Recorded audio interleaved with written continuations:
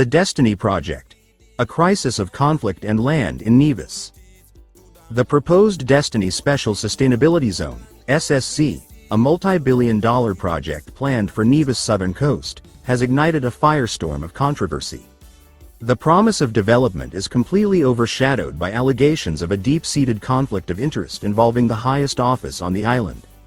The question here at, "Oh Lord, please, help Nevis," is urgent and uncomfortable.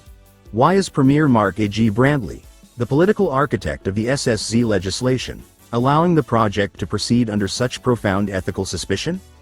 The Core Allegation. Premier and broker under one roof.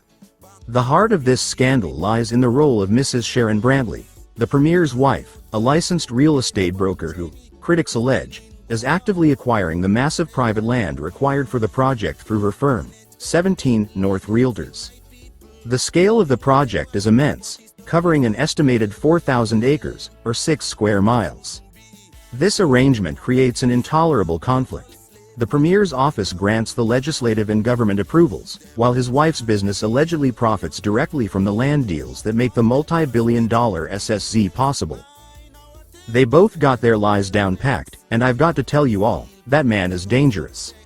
They sleep under the same roof, yet Premier Brantley has the cojones to tell Nevisians he knew nothing about his wife being the real estate agent.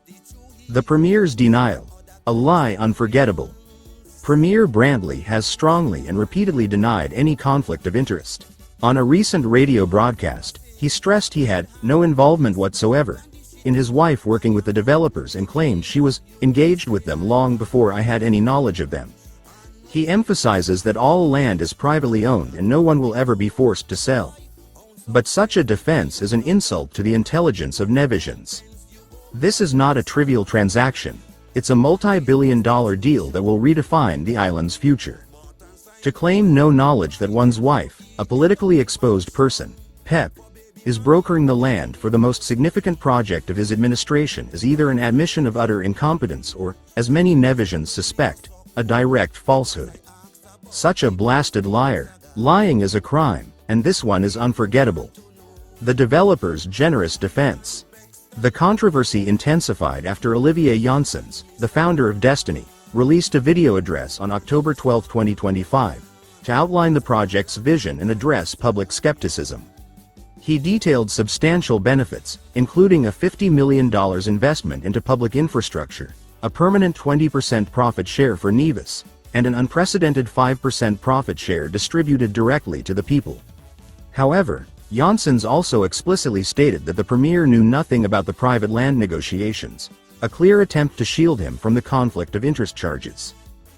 The Premier didn't know. That's a lie, Olivier Janssens. Liar.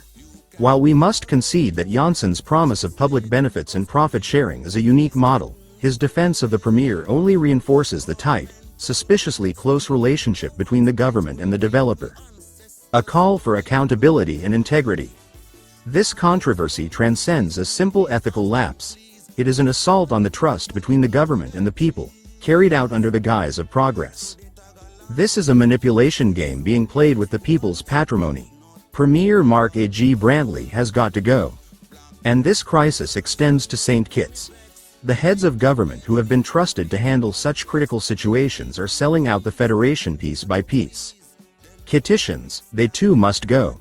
We demand full transparency on the land acquisition process, an honest explanation for the Premier's alleged ignorance, and a government that puts the people's interest above private, familial gain.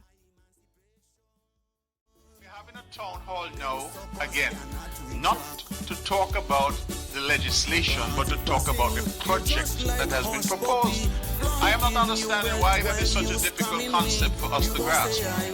The project that is proposed is what we're talking about. Do we want this project that is proposed on the South Coast? That's what we're talking about. I know right from wrong.